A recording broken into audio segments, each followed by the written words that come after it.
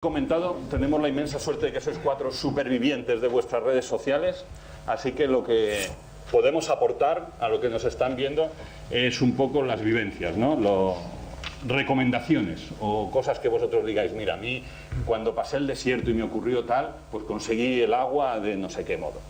Entonces, me ha encantado en la presentación de Gartner la frase que has dicho de que sin líderes no hay proyectos, y por tanto yo empezaría por ahí. Es decir, imaginaros que en nuestra organización nos han dicho, vamos a hacer una red social, maravilloso. Y es más, nuestro CEO nos ha dicho, me gusta la idea. Entonces, la primera pregunta que os haría es, ¿cómo nos puede ayudar el CEO en nuestra red social que vamos a empezar a generar? Belén. Bueno, yo creo que el apoyo, la sponsorización desde la alta dirección de una iniciativa social dentro de las compañías es clave. Es decir, nosotros lo vivimos en primera persona. Os he puesto antes, os he comentado algunos ejemplos de nuestra presidenta y cómo de alguna forma lidera con el ejemplo, y esa cultura, ¿no?, que está pues mucho más colaborativa, que está pues ya en el ADN de todos los empleados, pues no solamente pues la vive ella porque comunica con videoblogs, porque tiene comunidades donde tiene un diálogo mucho más cercano con los empleados, donde les pide feedback, donde les pone, digamos, el foco del próximo trimestre, donde tenemos que esforzarnos, que hemos hecho bien, que hemos hecho mal. Es decir, su estilo de comunicación, su estilo de liderazgo es diferente, y su equipo también. Es decir, esto al final pues de alguna forma pues se mide a sus propios directivos, ¿no? Y luego también porque, bueno, aunque si bien es cierto que estamos viendo casos de éxito, ¿no?, y estamos viendo, sobre todo cuando vemos beneficios, ¿no?, del uso de estas tecnologías, como decíamos antes, bueno, casos de Enrique o de Javier, pero en el caso de Cemex, como comentaba yo antes, en innovación, sí que es cierto que también bueno, pues vemos historias, no digamos de fracaso, pero historias en las que se atascan, ¿no? Y curiosamente, este tema que has sacado ahora mismo es uno de los que están en la raíz del problema. Es decir, cuando la iniciativa surge, por ejemplo, en un área de sistemas, digamos, sin contar con el apoyo de dirección o con la sponsorización o con esa evangelización a un, digamos, más alto nivel, que al final lo que repercute es en la cultura, ¿no?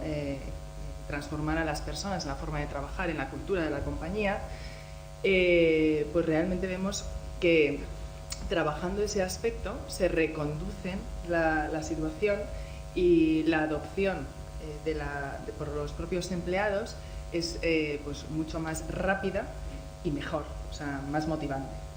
Yo creo que es un punto esencial. Muy bien. Enrique, en vuestro caso.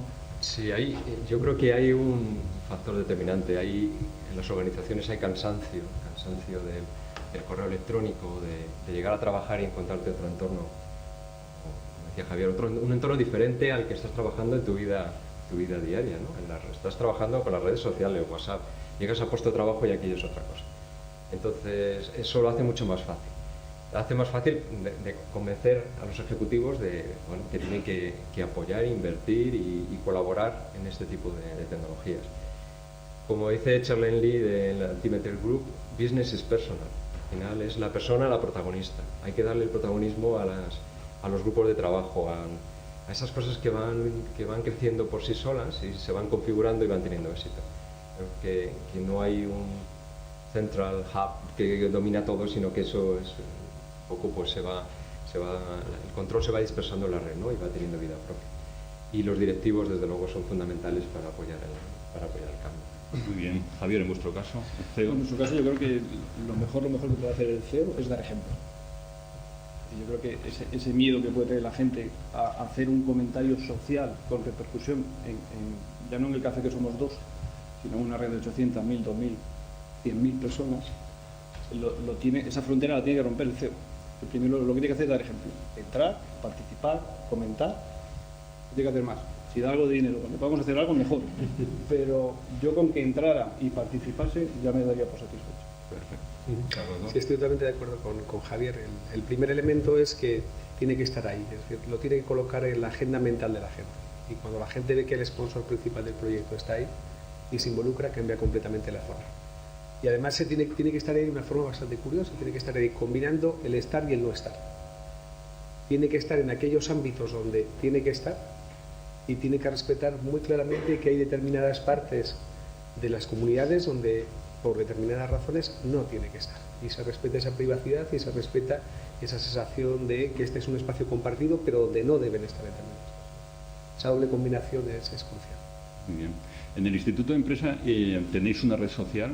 Sí. Cuando la comenzasteis, el equipo de trabajo o el núcleo principal, ¿cómo se organizó? ¿O cómo lo hiciste? Creamos una red social ya en el año 2001, digamos, las AI Communities, que partió fundamentalmente del área de TI y que se desarrolló además con tecnología propia. Fue un desarrollo propio. Básicamente como una forma de agregar pues profesores, estudiantes, antiguos alumnos, tanto desde el punto de vista sectorial como geográfico. Pues fue una apuesta inicialmente muy tecnológica y lo que aprendimos fundamentalmente ahí es que el tema, como se han comentado, no iba de tecnologías, y ni siquiera iba de comunidades. Lo que descubrimos es que la clave fundamental era las tribus. Lo que nos dimos cuenta es que tenía mucho más que ver con que la gente encontrase un propósito compartido y un elemento de autoidentificación muy fuerte, más allá de crear comunidades vinculadas a la estructura, o hay proyectos muy concretos en un inicio, o a las estructuras organizativas preexistentes. Porque las tribus eran... Cada uno se unía a la tribu que quería. Efectivamente, en el fondo cada uno nos unimos con gente con la cual planteamos cierta afinidad. Y eso además genera un aspecto muy importante, genera transversalidad, que para nosotros era crucial. Pues la gente iba saltando de una tribu a otra. Te encontrabas con un directivo que estaba muy interesado en hacer negocios en Dubái, pero que a la vez estaba muy interesado en la industria hotelera, por ejemplo. Y formaba parte de dos tribus. Javier, ¿cómo organizasteis el inicio del proyecto? Bueno, nosotros lo que hicimos fue, lo primero, aunamos dos proyectos en uno, ¿no? Por un lado queríamos recoger de la organización ideas para ahorros de costes, a la época en la que estamos entendíamos que era la mejor manera, y queríamos también por otro lado tantear lo que era una red social corporativa. Y decidimos unirlo en el mismo saco, lanzar la red sin información a toda la organización y decir, oye, tenéis aquí un sitio donde dejar ideas de ahorros de costes. Y de alguna manera recoger ideas por un lado y por otro lado tantear qué estaba pasando, qué se comentaba, qué hacía la gente, si entraban, si no entraban, si participaban. Y ese fue un poquito el caldo de cultivo que nos hizo ver que podía tener sentido disponer de una red social. Y cualquier persona o organización podía dar una idea de ahorro de costes. Correcto. Lo pusisteis abierto. Podía a todos. dar la idea, incluso liderarla. Fue más difícil, pero era la idea inicial. Perfecto. Enrique, ¿cómo organizasteis el inicio? Sí, bueno, el inicio fue un piloto naciendo el sistema de información. Luego siempre hemos estado trabajando con los departamentos de organización y de recursos humanos. Y legales también, ¿no? Por si hay problemas de ese tipo. Al final ese piloto ha ido ganando altura, ha habido un crecimiento orgánico derivado de la necesidad de compartir y colaborar. Y se ha ido extendiendo a todas las áreas. No ha habido realmente una planificación de qué áreas entran, ni una elección específica de empresas o determinadas, por ejemplo, comunidades de internacionalización, que lo habíamos pensado, no, ha ido creciendo, ha ido adoptando el paradigma y lo ha ido utilizando la gente según le hacía falta.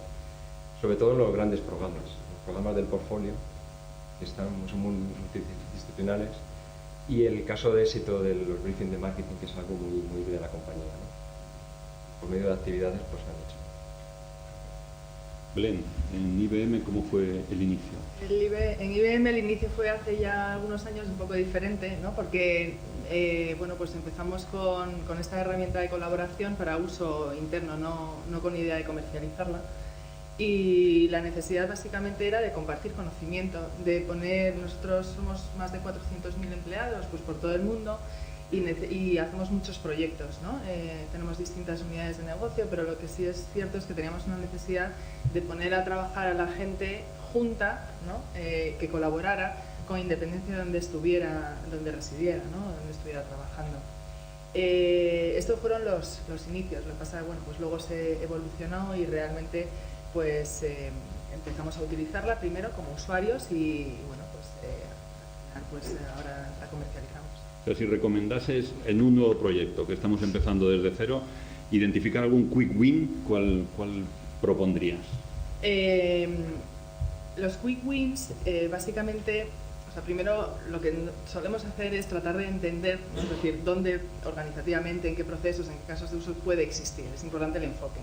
Pero lo que sí estamos viendo que lo que es compartir conocimiento, localización de expertos y cada vez más incorporar a, digamos, a los externos, ¿no? A los clientes, a los business partners en comunidades y demás, digamos que son los casos de uso predominantes, aunque hay muchos más, ¿no? Pero sí que es verdad que es los que más tenemos. ¿Qué quick win visteis vosotros? Pues estoy muy de acuerdo con Belén. Aparte de los que ya he comentado anteriormente, es desde luego abrir la red, es el escenario que yo veo que va a sacar más provecho.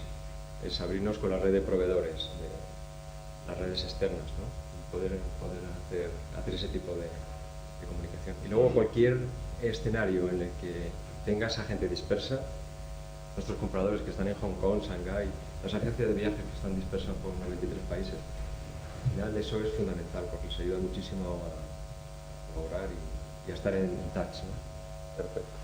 Javier, ¿qué quick win ves tú o recomendarías para uno que empieza nuevo? Hay muchos casos, ¿no? Primero, comunicación. El área de comunicación creo que es una de las áreas muy afectadas por esto, ¿no?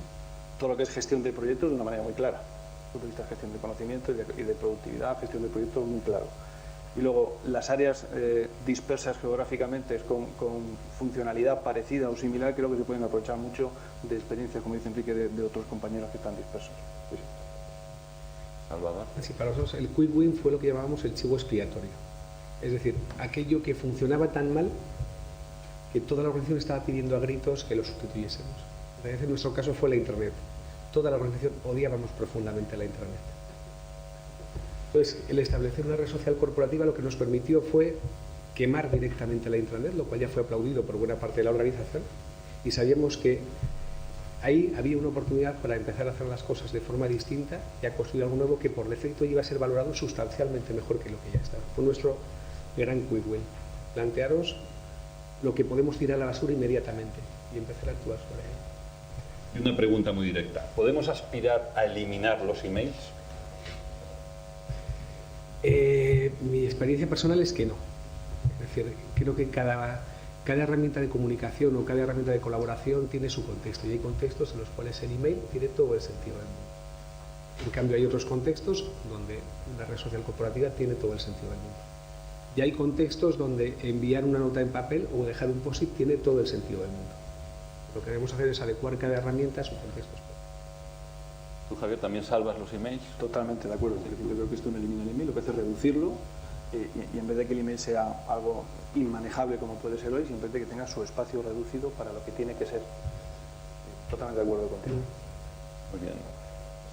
Muy de acuerdo con eso. Al final el mail... Belén, tú tienes que decir lo contrario. Lo que ha habido sobreuso porque no había otra cosa, entonces se utiliza el mail para lo que no es, pero el mail sigue siendo válido como una comunicación uno a uno.